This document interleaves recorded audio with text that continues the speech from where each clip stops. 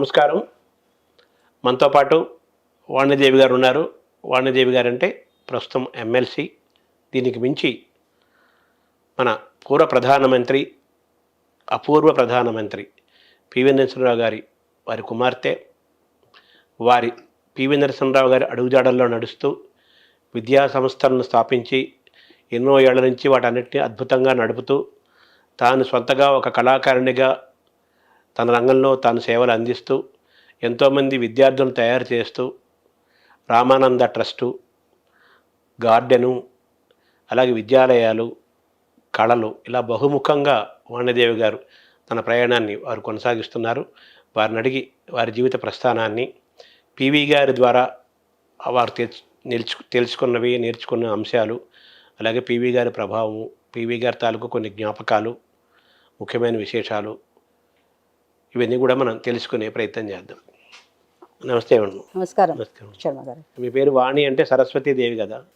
అంటే నాన్నగారు సరస్వతీదేవి యొక్క ఒక ప్రత్యేకగా ఆ పేరు పెట్టారనుకోవాలా, ఎలా అనుకోవాలి? నాన్నగారికి సరస్వతి కటాక్షం అనేది ప్రపంచం అంతా తెలుసు. తన పిల్లల పేర్లన్నీ కూడాను సరస్వతి అమ్మవారి పేర్లు వచ్చేటట్టుగానే పెట్టుకున్నారు. మా పెద్ద అక్కయ్య పేరు శారదాదేవి, రెండో అక్కయ్య సరస్వతి, నేను వాణి, మా చెల్లెళ్ళు ఇద్దరు కూడా జయ విజయ. అందరి పేర్లు అమ్మవారి పేర్లు వచ్చేట్టుగా పెట్టుకున్నారు. దానివల్ల ఆయనకు విద్య పట్ల ఉన్న మమకారం కావచ్చు, అభిమానం కావచ్చు, భక్తి కావచ్చు, ఇవన్నీ చెప్పుకోవచ్చు. ఆయన తన తెలివితేటల్ని, తన ప్రతిభని, తనలోని సరస్వతిని నమ్ముకొని ఆయన ఎంతో జీవితంలో ఎంతో ఎదిగారు. ఒక చిన్న పల్లెటూరు తెలంగాణ ప్రాంతంలో చిన్న పల్లె నుంచి దేశ ప్రధానమంత్రి దాకా ఎదిగారు. అలా ప్రపంచంలోనే గొప్ప నాయకుల్లో ఒక నాయకుడిగా ఆయన గుర్తింపు తెచ్చుకున్నారు. తెలుగువారికి కూడా ఆయన తీసుకొచ్చిన ప్రతిష్ట చాలా గొప్పది. సో ఆయన ప్రభావం తప్పనిసరిగా మీ పైన ఉంటుంది, జెనెటిక్గా ఉంటుంది. అలాగే ఆయన మీతో కలవటం, అనేసార్లు గడపటం వల్ల ఆయన మాటలు కానీ చాలా ఉంటాయి కదా. సో వాణీదేవి అని మీరు పెట్టుకున్నందుకు మీరు కూడా విద్యారంగంలోకి మీరు అడుగుపెట్టడం కూడా కాకతాళీయంగా జరిగిందా, లేకపోతే ఒక మీరు చేయాలనుకుని చేశారా? దీని వెనకాల ఏముంది మేడం? ఈ విద్యా సంస్థలు స్థాపించడానికి చేయాలనే ప్రారంభించాం. తప్పకుండా దీనికి నాయనగారి ప్రోద్బలము, తర్వాత తప్పకుండా మావారు ఇద్దరూ సహకరించడం. ప్రతి సక్సెస్ఫుల్ మ్యాన్ వెనుక ఒక ఉమెన్ ఉంటుంది అని అన్నట్టుగా నా ఈ ప్రస్థానానికి, ఇంత సక్సెస్ఫుల్ ప్రస్థానానికి కారణం మా నాయనగారు, మా వారు దయాకర్ రావు గారు. మీరు ఇంతకుముందు అన్నారు ప్రధాని కాదు, పూర్వ ప్రధాని కాదు, అపూర్వ ప్రధాని. అలాంటి మహానుభావుడు. ఆయన బిడ్డగా నాకు భగవంతుడు ఇంత మంచి జన్మనీయడం అనేది భగవంతుడికి ఎప్పుడు నేను సదా కృతజ్ఞరాలని. ఇది నాకు మాత్రమే దొరికిన ఒక అపురూపమైన అవకాశం, ఇది వరం. ఆయనకు సేవ చేసే భాగ్యం నాకు దొరికింది. ఆయనతో పాటు వెన్నంటి ఉండేది. ఆ మాత్రం నేను నేర్చుకోలేకపోయేది ఉంటే ఇంక నా జన్మ వృధానే. విద్య పట్ల ఉన్న ఆయనకు మమకారం, చదువు వల్లనే ఏదైనా సాధించవచ్చు అని ఆయన సాధించినారు. అదే మార్గంలో మేము నడుస్తున్నాం. ఎంపీసీ మ్యాథమెటిక్స్, ఫిజిక్స్, కెమిస్ట్రీలో ఆయన బీఎస్సీ యూనివర్సిటీ ఫస్ట్ వచ్చారు. తర్వాత లా చదువుకున్నారు.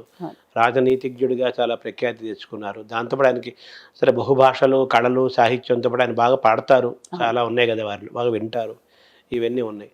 మీరు మామూలుగా మీ ఎడ్యుకేషన్ పరిశీలిస్తే మీరు ఈ ఆర్ట్స్ ఎంచుకున్నారు కదా, దానికి కారణం ఏంటండి? నేను ఒక యావరేజ్ స్టూడెంట్ అండి.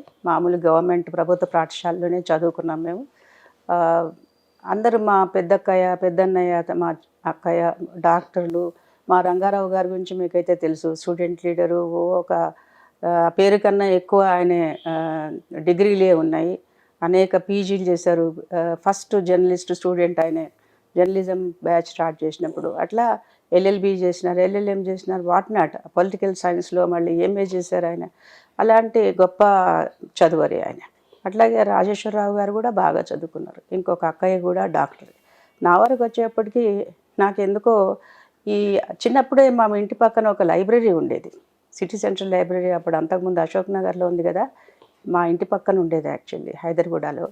తెల్లారు లేస్తే ఆ పుస్తకాలన్నీ చదువుతుండేదాన్ని.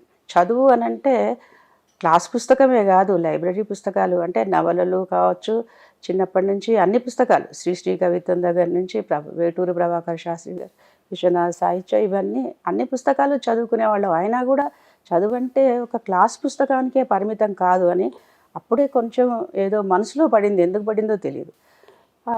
ఆ దాంట్లో మార్కులు ఇంపార్టెంట్, నువ్వు ఇంకో క్లాసు పోవాలంటే మార్కులు ఇంపార్టెంట్ అనేది పెద్దగా పట్టించుకోలేను నేను.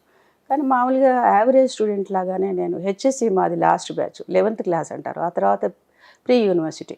నేను అతి కష్టంగా బొటాబొటి మార్కులతోనే 11th క్లాస్ అయితే పాస్ అయ్యాను. కానీ అప్పటికే నాకు డ్రాయింగ్ పెయింటింగ్ చాలా ఇష్టమైంది. ఒకనాడు మా నాన్నగారి కబోర్డ్లో పుస్తకాలన్నీ అప్పుడప్పుడు డస్టింగ్ చేయడం, తుడవడం, పుస్తకాలంటే ఇష్టం కదా. అలా తుడుచుకుంటూ ఉంటే ఒక పుస్తకం how to draw and paint అని ఒక చిన్న పుస్తకం, ఇంతే పాకెట్ సైజ్ పుస్తకం అనిపించింది.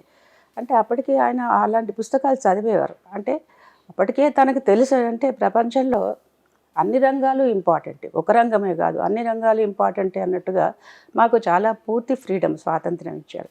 మీకు ఏది ఇష్టం ఉంటే అది చదువుకోండి, కానీ అట్ ద సేమ్ టైం అందులో మీరు మాస్టర్ కావాలి. ఊరికే అలా కాదు, మీరు మాస్టర్ అయ్యి మీకు ఉపయోగం కావాలి, కుటుంబానికి ఉపయోగం కావాలి, తద్వారా సమాజానికి ఉపయోగం కావాలి. అట్లాంటి ఫ్రీడమ్ మాకు మొదటి నుంచి చెప్పకనే అది మాకు మాకు అది ఇన్హెరిటెంట్గా వచ్చినట్టుంది. ఫ్యామిలీ కూడా అలాగే ఉండేది. నేను ఎప్పుడైతే బొమ్మలు వేయడం మొదలుపెట్టానో డైనింగ్ టేబుల్ దగ్గరే చాలా పెద్ద ప్లేస్ ఉంటుంది కదా, అక్కడ బొమ్మలు వేసుకుంటూ అప్పుడప్పుడు మామూలు పుస్తకాలతో పాటు అవి ఉండేవి. లంచ్కి వచ్చినప్పుడు చూసేవారు, చూసి బాగుంది బాగుంది అనుకుంటా. అంటే first spectator for my paintings.